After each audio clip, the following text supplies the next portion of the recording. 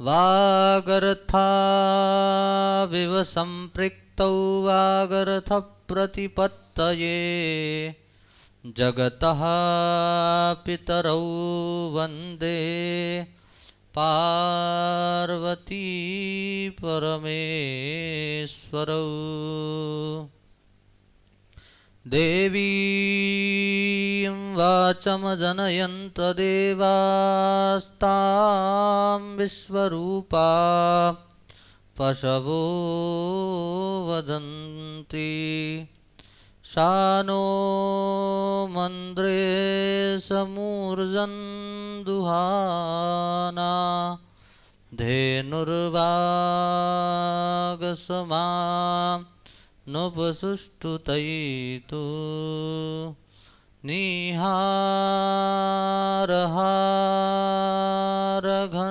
निहारहारघनसार सुधाकराभ्यां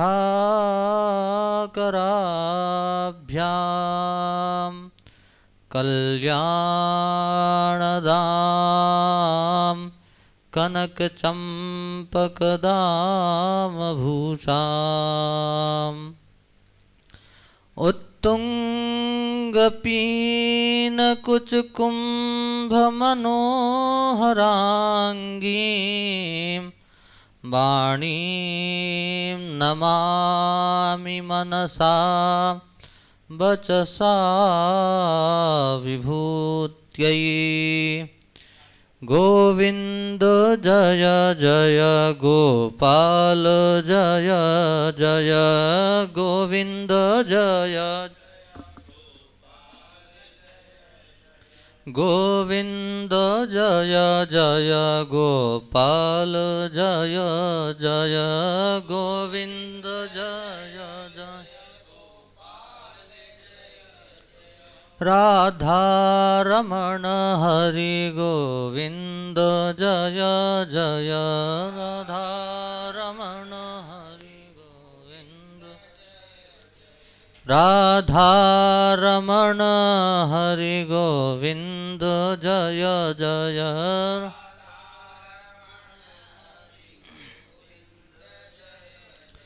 गोविन्द जय जय गोपाल जय जय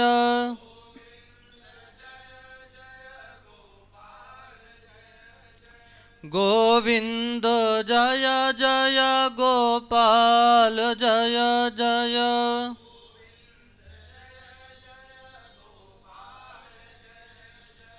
राधारमण हरि गोविन्द जय जय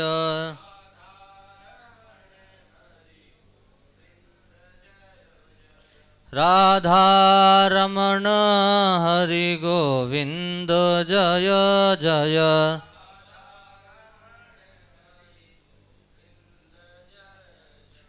गोविन्द जय जय गोपाल जय जय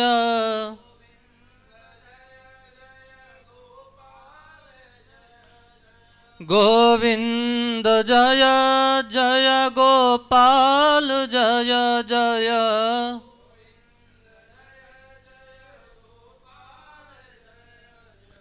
राधारमण हरि गोविन्द जय जय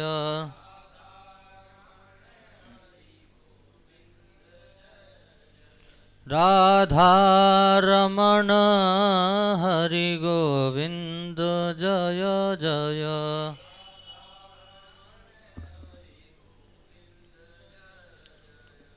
धर्म की अधर्म का प्राणियों में विश्व का गोहत्या गौ माता की आद्य जगत गुरु शंकराचार्य भगवान की परम पूज्य यति चक्रचूड़ामणि धर्म सम्राट स्वामी श्री करपात्री जी महाराज की यज्ञ सम्राट वीरव्रती श्री प्रबल जी महाराज की वृंदावन धाम की राधा रानी सरकार की गोवर्धन महाराज की नमः पार्वती पतये हर हर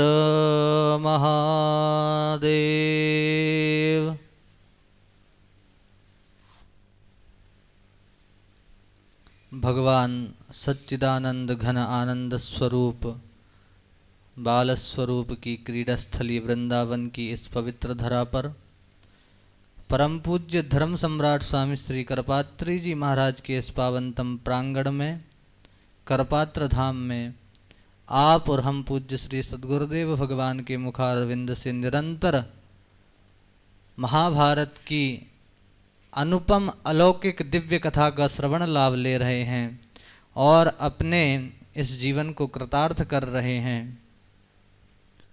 आज कथा का यह 73वां दिवस बहुत ही सौभाग्य की बात है कि वृंदावन जैसे तीर्थ में बैठ करके ऐसे महापुरुष के मुखारविंद से सनातन के सिद्धांतों का प्रतिपादन, उनका अनुमोदन, सिद्धांतों का संरक्षण और वस्तुस्थिति में सनातन क्या है, धर्म क्या है, उसकी परिभाषा क्या है, उसका मूल स्वरूप क्या है, महाभारत क्या है, यह जानने का यह जो अवसर हमको प्राप्त हुआ है, आप और हम अत्यंत सौभाग्यशाली हैं। कल चर्चा कर रहे थे कि धर्म के विषय में, तो आप और हम सभी चाहते हैं कि हमारे स्वजन, हमारे सगे संबंधी, हमारे माता पिता हों, चाहे हमारी पत्नी हों, बच्चे हों, हमसे सभी सत्य बोलें, कोई झूठ ना बोले, कोई मिथ्या भाषण ना करे और सब माधुर्य पूर्वक व्यवहार करें, वाणी में कर्कशता ना हो, दिखावा ना हो, क्योंकि छलावा यदि जीवन में आता है तो पाप जागृत होता है, द्वेष जागृत होता है और हमारे पुण्य क्षीण होते हैं। तो आप यदि अपने जीवन में माधुर्य चाहते हैं, सरसता चाहते हैं, सरलता चाहते हैं, तो धर्म का अनुमोदन और धर्म का अनुशासन आपको अपने जीवन में अवश्य करना होगा। तो इसी विषय को प्रतिपादित करते हुए वेद व्यास जी महाराज कहते हैं कि श्रूयताम धर्म सर्वस्व, भाई धर्म के सर्वस्व को श्रवण करो और श्रुत्वा चैवावधार्यताम, मात्र श्रवण करने से आपका कल्याण नहीं होगा जब तक कि आप उसको श्रवण करके अपने जीवन में धारण नहीं करेंगे। श्रुत्वा चैवावधार्यताम, तो क्या धारण करना है कि आत्मनः प्रतिकूलानि परेशान न समाचरेत। जो व्यवहार, जो भाषा, जो टिप्पणियाँ आपको अपने निजी जीवन में आपको अनुकूल नहीं लगती हैं, जो व्यवहार आपको अनुकूल नहीं लगता है, जिस व्यवहार की कल्पना आप करते हैं, सर्वदा वैसा व्यवहार हमको प्राणी मात्र के प्रति, जीव मात्र के प्रति करना ही चाहिए। क्योंकि जब तक हम अपने जीवन में धर्म का अनुशासन नहीं लाएंगे तब तक यह कल्पना, यह बात, यह व्यवहार हमारे जीवन में घटित नहीं हो सकता है। यद्यपि प्रत्येक सनातनी के चित्त में यह भावना सदैव जागृत होनी चाहिए कि जिस प्रकार, यद्यपि प्रार्थना तो सभी करते हैं कि सर्वे भवन्तु सुखिनः सर्वे सन्तु निरामयः और सर्वे भद्राणि पश्यन्तु माँ कश्चित् दुख भाग भवेत्, यह प्रार्थना करने के लिए ही मात्र काफ़ी नहीं है जब तक आपके और हमारे जीवन में यह आचरण में नहीं आएगी कि सर्वे भवन्तु सुखिनः, यह संसार में जो भी जीव हैं, जो भी मानव हैं, जो भी मनुष्य हैं, पशु पक्षी हैं, वो सब सुखी हो जाएं। और सर्वे सन्तु निरामयः, सभी लोग निरोगी हों, निरामिष हो जाएं, कोई रोग ना रहे, भय मुक्त हो जाएं। और सर्वे भद्राणि पश्यन्तु, हमको जब इन नेत्रों से कुछ देखने का अवसर आवे तो भद्र देखें, उत्तम देखें, अमृत देखें। विष क्यों देखना चाहते हो इन नेत्रों से? ये संसार की आग ऐसी लपटों में ऐसा झुलस रहा है मानव कि इसको कुछ अच्छा देखने का अवसर ही नहीं मिलता है। परमात्मा जब अनुग्रह करते हैं तो जीवन में भद्र पश्येम शरदशतम, यदि 100 साल तक कुछ देखना चाहते हो तो सर्वे भद्राणि पश्यन्तु, और माँ कश्चित दुख भाग भवेत। आपके जीवन में आप जैसे किसी भी प्रकार के दुख को सहन नहीं करना चाहते हैं, उन दुख के अवसरों को आते हुए देख करके भयभीत हो जाते हैं, तो वैसा व्यवहार आपको दूसरे के प्रति भी तो नहीं करना चाहिए। आप नहीं कल्पना करते हैं कि कोई आपके प्रति दुर्व्यवहार रखे और आप किसी के लिए प्रार्थना करें कि उसके जीवन में अमंगल हो जाए, तो ये कैसे संभव है? जिस प्रकार आप अपने जीवन में निरंतर मंगल की कामना करते हैं, उसी प्रकार माँ कश्चित दुख भाग भवेत। इस संसार में जीव मात्र के प्रति जब आपका यह भाव प्रगाढ़ता से, दृढ़ता से प्रतिष्ठित हो जाएगा, उस प्रकार ठीक आपके जीवन में दुख भी कम हो जाएंगे और उस परमात्मा का परम अनुग्रह आपको प्राप्त होगा। तो भाई धर्म क्या है? धर्मो धारयते प्रजाः। इस समग्र प्रजा ने जिसको धारण कर रखा है तो वह धर्म है। अच्छा भाई ये बात है, तो इसकी उत्पत्ति कैसे होती है? तो इस विषय में कहते हैं कि सत्यात् जायते धर्म। जिस व्यक्ति के जीवन में सत्य का आचरण है, सिद्धांतों के अनुरूप विधि पूर्वक आचरण है, सत्यात् जायते धर्म, सत्य से धर्म की उत्पत्ति हुई है। और दयया दानेन च वर्धते। जब आप किसी के प्रति जीवन में दया का भाव रखेंगे और निरंतर दान करने में आपको उत्साह आएगा, आपके चित्त में दान करने का भाव निरंतर जब बना रहेगा, तो आपके जीवन में धर्म की वृद्धि होगी। और क्षमायाम तिष्ठति। जिस व्यक्ति के जीवन में किसी प्रतिकूल व्यवहार को देख करके क्रोध नहीं आया, अभी तो क्या करना है? क्षमा का भाव जागृत हो जाए। तो जब हमारे जीवन में क्षमा आ जाएगी तो धर्म हमारे पास निवास करने लगेगा। क्षमायाम तिष्ठति और क्रोधान नश्यति। क्रोध तो ऐसा महाज्वालामुखी है, जिस व्यक्ति को आए उसको भी विनष्ट कर देता है और जिस व्यक्ति के प्रति आए उसको भी नष्ट कर देता है। तो इसलिए क्रोध नहीं करना चाहिए। यदि जीवन में क्रोध रहेगा तो दया भी नहीं रहेगी, दान भी नहीं रहेगा, सत्य भी नहीं रहेगा।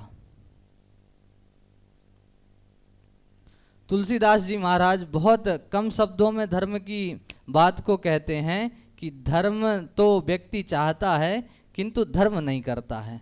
धर्म न चाहे मूढ़ रता। धर्म को चाहता है, जीवन में सुख शांति चाहता है, किंतु करना नहीं चाहता है। कहते हैं कि पापस्य पुण्यस्य फलमिच्छन्ति पापम नेच्छन्ति जन्तवः, और फलम पापस्य नेच्छन्ति पापम कुर्वन्ति यत्नतः। व्यक्ति पुण्य के फलों को तो चाहता है, सभी चाहते हैं कि हमारे जीवन में सुख आए, संपत्ति आए, संपदा आए, हमारा व्यवहार जो है, हमारा यश बढ़े, कीर्ति बढ़े। तो ये सब हमको कैसे प्राप्त होगा? पुण्य करने से। जब हम जीवन में धर्म पूर्वक आचरण करेंगे तो हमारे पुण्यों की वृद्धि होगी, उसके फलस्वरूप हमारे जीवन में सुख और समृद्धि आवेगी, शांति आवेगी। जब हम अपने जीवन में धर्म का आचरण ही नहीं करेंगे और केवल हम चाहते हैं कि हमारे जीवन में कोई कष्ट ना आवे, दुख ना आवे, तो यह तो संभव ही नहीं है। पुण्यस्य फलमिच्छन्ति। पुण्य के फल को व्यक्ति चाहता है किंतु पुण्य नहीं करना चाहता है। और पापस्य फलनेच्छन्ति। पाप के फल को, पाप के फलस्वरूप जो हमारे जीवन में अंधकार आता है, अज्ञान आता है, क्रोध आता है, लोभ आता है, मोह आता है, मद मात्सर्य आते हैं, ये विकार जो उत्पन्न होते हैं, इनके फलों को नहीं भोगना चाहता है। किंतु पापम कुर्वन्ति यत्नतः। पाप को व्यक्ति यत्न पूर्वक करना चाहता है। पुण्य करने के लिए तो उसके पास अनेकानेक अवसर होते हैं, किंतु पाप तो ऐसा है कि व्यक्ति उस समय उसकी बुद्धि और उसका विवेक पहले ही मर जाता है। जब व्यक्ति के ऊपर पाप हावी होता है ना, तो उसकी मति कार्य करना बंद कर देती है और वो विमुख हो जाता है धर्म से, शास्त्र से। आपके हमारे मध्य में पूज्य श्री गुरुदेव भगवान आए हैं।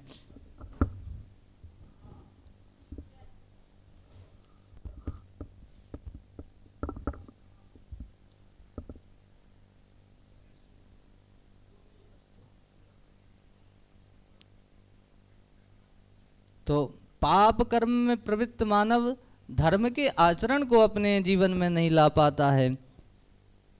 कहते हैं कि धर्म प्रसंगाद अपि नाचरन्ति, पापम प्रयत्नेन समाचरन्ति।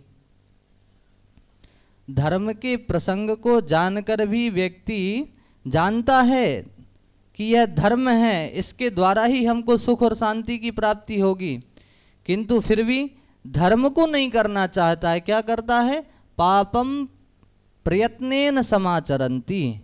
पाप करने के अवसर प्राप्त नहीं होते हैं, उसके लिए समय भी नहीं होता है, काल भी नहीं होता है। धर्म करने के लिए तो आपको योग की आवश्यकता है, समय की आवश्यकता है, काल की आवश्यकता है, विधि की आवश्यकता है, किंतु अधर्म के लिए तो आपको किसी भी प्रकार के ना योग की आवश्यकता है ना समय की आवश्यकता है।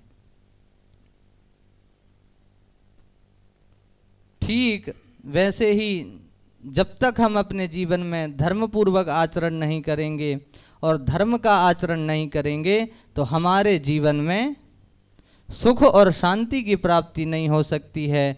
आप और हमको मिलकर के धर्म का ही आचरण करना चाहिए, क्योंकि बिना धर्म के हमारा और आपका कल्याण नहीं होगा। इन्हीं शब्दों के साथ अपनी वाणी को पूज्य गुरुदेव के चरणों में विराम। हर हर महादेव।